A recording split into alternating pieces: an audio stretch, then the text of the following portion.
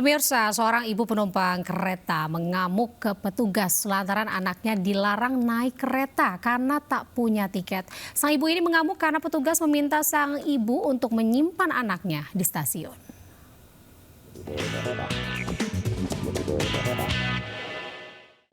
Saya viralkan kok. Saya viralkan kok. Ada anak. Ibu muda asal Kabupaten Pangkep, Sulawesi Selatan ini mengamuk tak terima dengan perlakuan petugas KAI di stasiun Mandai Maros. Gara-gara anak balitanya berusia 2 tahun dilarang naik kereta karena tak memiliki tiket. Orang tua sebenarnya sudah bersedia membeli tapi tiket sudah habis. Yang membuat sang ibu kesal, saat itu petugas sambil tertawa malah meminta agar orang tua menyimpan anaknya di stasiun. Tersinggung atas ucapan tersebut, orang tua memilih urung naik kereta. Nah, anak ini kan kalau disimpan, ya bagaimana kira-kira Pak kalau anak Bapak disimpan di situ, terus kita pergi secara gerombolan ini, terus anak-anak kita yang di bawah umur disimpan di situ sendiri, terus kita berangkat, kira-kira di mana hati nurani kita sebagai orang tua? Itu yang saya tidak terima. Usai video ini viral, warganet ramai-ramai meminta PT KAI mengevaluasi pelayanan petugas kepada pelanggan. Dari Kabupaten Pangkep, Sulawesi Selatan, Udin Syarudin, iNews melaporkan. Pemirsa, viral di media sosial, seekor babi berkeliaran di jalanan, tepatnya berada di kawasan Jatayu, Cicendo, di Bandung. Babi besar 1 kuintal ini menghebohkan warga sekitar yang diduga kabur dari rumah pemotongan hewan.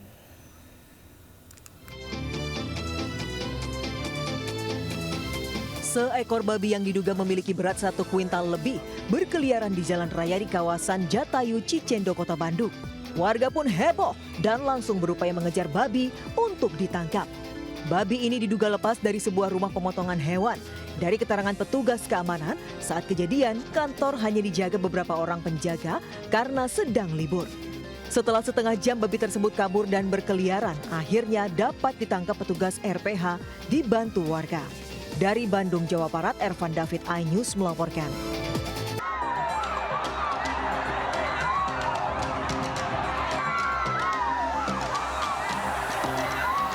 Inilah detik-detik penonton berlarian saat kuda pacu berlari kencang. 2 penonton di sisi lintasan pacuan kuda tradisional Sumba Timur di lapangan Rieti Prailu ditabrak dan diinjak kuda hingga terjatuh. Ambulans yang selalu siaga di dekat pos pantau langsung mengevakuasi kedua korban ke rumah sakit terdekat. Korban ditangani tim medis di rumah sakit. Selama 8 hari pacuan kuda tradisional Sumba Timur Humba Cup 1 digelar. Terjadi 40 insiden. Mayoritas korban adalah joki. Acara Palampang Jara atau pacuan kuda tradisional Sumba Timur ini sudah berlangsung sejak 16 Juni lalu. Kegiatan ini diikuti 757 ekor kuda melibatkan anak dan remaja sebagai joki. Pacuan kuda ini selalu menjadi daya tarik pecinta dan pemilik kuda pacuan di Pulau Sumba. Meski selalu terjadi insiden, namun tidak menghentikan kegiatan ini. Dari Sumba Timur, NTT, Dion Umbu Analodu, iNews melaporkan.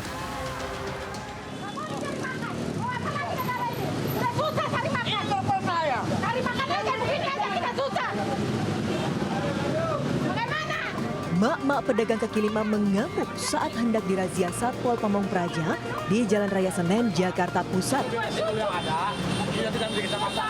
Ia tak terima terpal yang biasa digunakannya untuk berteduh diangkut paksa petugas. Bersama suaminya ia protes dan memaki petugas. Mereka menuding razia hanya merugikan rakyat kecil.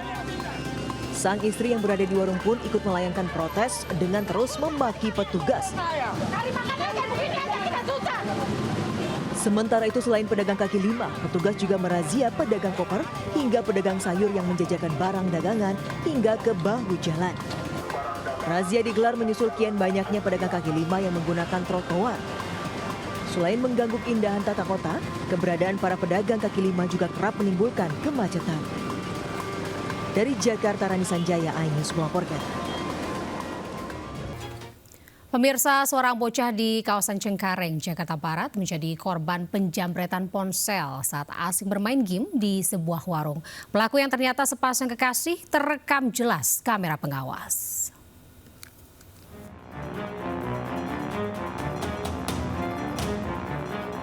Dalam rekaman kamera pengawas, terlihat pelaku jambret melancarkan aksinya di Jalan Rawa Bengkel, Cengkareng, Jakarta Barat. Sebelum beraksi, para pelaku yang merupakan sepasang kekasih menggunakan motor Matic ini terlebih dahulu mengintai lokasi. Memanfaatkan situasi sepi ketika maghrib, para pelaku dalam hitungan detik langsung menggasak telepon genggam yang digunakan bocah untuk bermain game di warung. Usai beraksi, pelaku langsung kabur dan korban kembali ke rumah untuk memanggil orang tuanya. Karena emang di sini sepi kan, kagak ada orang. Biasanya juga saya di sini karena saya lagi sakit, jadi saya di rumah dulu. Nah kebetulan dapat info dikirimin dari kakak saya. Itu ada si ponakan saya tuh handphonenya hilang gitu, dicuri. Meski belum dilaporkan ke pihak kepolisian, orang tua korban langsung memviralkannya ke sosial media agar pelaku cerah ketika melihat dirinya viral. Di Jakarta, Rizky Falupi melaporkan. Pemirsa, pasangan selingkuh digerebek warga di sebuah tempat indekos di Palembang, Sumatera Selatan. Kericuan terjadi karena pasangan pria menolak diamankan warga.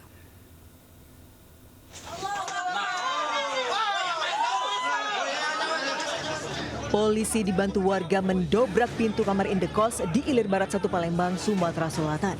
Turut di dalam penggerebekan ini seorang wanita yang merupakan istri sah pria yang diduga selingkuh dalam kamar.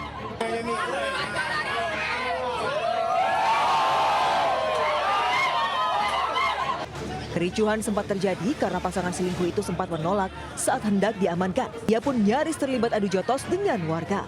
Beruntung ia segera diamankan polisi yang meminta warga tidak main hakim sendiri. Pasangan selingkuh itu kemudian dibawa ke Mapolrestabes Palembang untuk diperiksa. Sebelumnya, polisi menerima laporan seorang istri atas kasus perzinahan atau perselingkuhan yang dilakukan suaminya. Laporan ini merupakan yang ketiga kalinya karena sebelumnya selalu kandas karena tak ada bukti. Dari Palembang, Sumatera Selatan, Guntur Ainus melaporkan. Pemirsa, pendaki asal Brazil yang jatuh sedalam 600 meter di jurang puncak Gunung Rinjani akhirnya berhasil dievakuasi. Jasad korban ditandu menyusuri jalur pendakian Sembalun, Lombok Timur dan langsung dibawa ke Rumah Sakit Bayangkara, Mataram.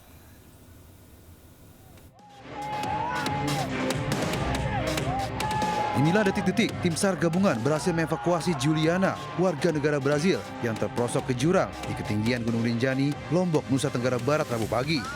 Jasad korban berhasil dievakuasi dengan cara lifting atau ditarik menggunakan tali dari kedalaman 600 meter. Setelah berhasil dievakuasi, jasad korban ditandu menyusuri jalur pendakian Sembalun, Lombok Timur dan langsung dibawa ke Rumah Sakit Bayangkara, Mataram. Pada pukul 13.50 bahwa korban dari hasil informasi dilaporkan telah dapat dievakuasi dari kedalaman 600 meter menuju ke LKP. Dengan adanya korban sudah bisa kita tarik ke atas. Kita kepingin di perjalanan andai saja cuaca bagus, kita ingin menghadirkan helikopter lagi untuk mengangkut menggunakan media udara. Ternyata juga kondisi cuaca tidak memungkinkan, sehingga evakuasi korban terpaksa harus kita laksanakan dengan ditandu. Nanti kita akan update ya perkembangannya mengenai apa langkah-langkah yang akan kita ambil untuk membantu. Sebetulnya bukan hanya kasus ini yang di Rinjani ya, tapi banyak kasus yang sampai ke presiden yang oleh tim Bapak Presiden sedang diadvokasi.